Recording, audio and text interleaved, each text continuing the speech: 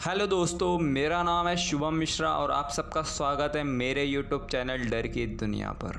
आज की इस वीडियो में हम बात करने वाले हैं एक ऐसी चुड़ैल के बारे में जिसका वार आज तक कभी खाली नहीं गया है।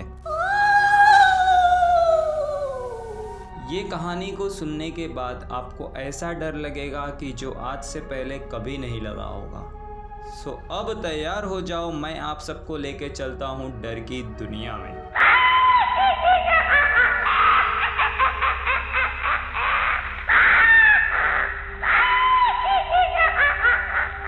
दोस्तों, अगर आपको हॉरर कहानियाँ सुनना पसंद है तो मेरे चैनल को तुरंत जाकर सब्सक्राइब कर लीजिए, क्योंकि मैं आगे भी ऐसी ही सच्ची और डरावनी कहानी लाता रहूँगा।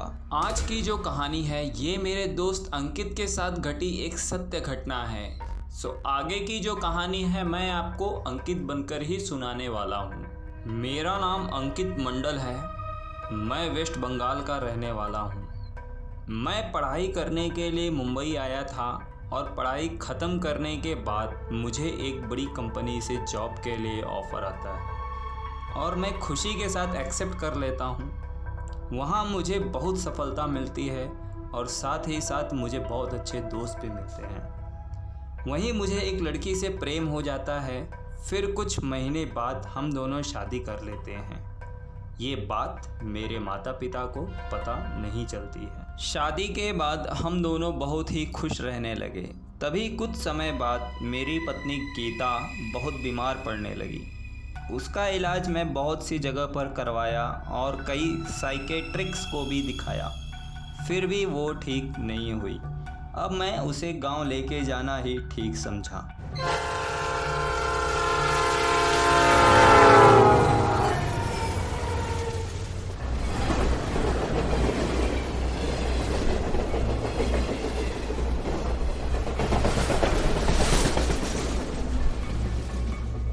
गांव जाने पर माता पिता को बहुत गुस्सा आया, पर गीता की हालत देखने पर उनका गुस्सा शांत हो गया।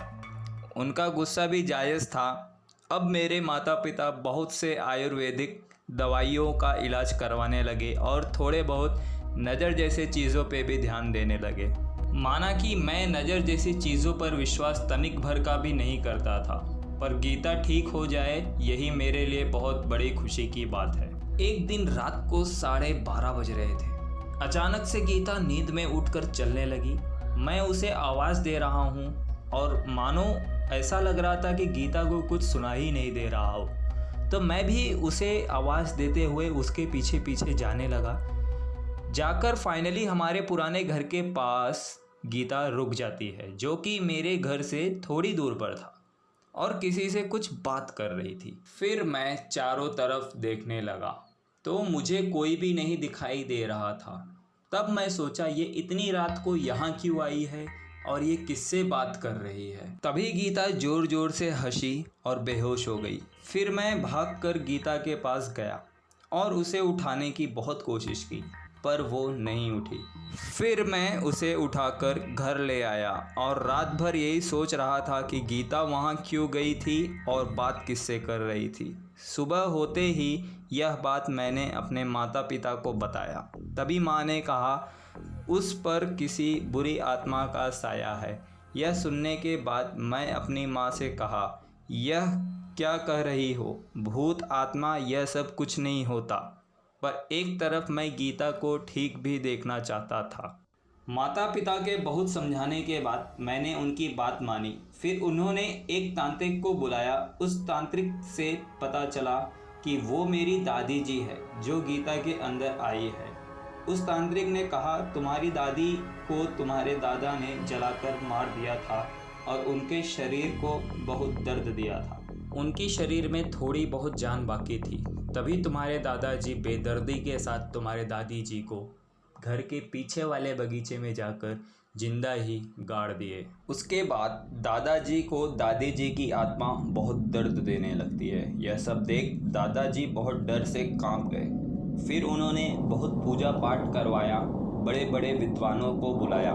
फिर दादी जी को 100 सालों के लिए उनकी आत्मा को बंधवा दिया और उस विद्वान ने कहा था कि जब 100 साल बीत जाएंगे तो फिर ये वापस मुक्त हो जाएंगी और तुम्हारे वंश का नाश कर देंगी। फिर दादाजी ने उसका उपाय पूछा।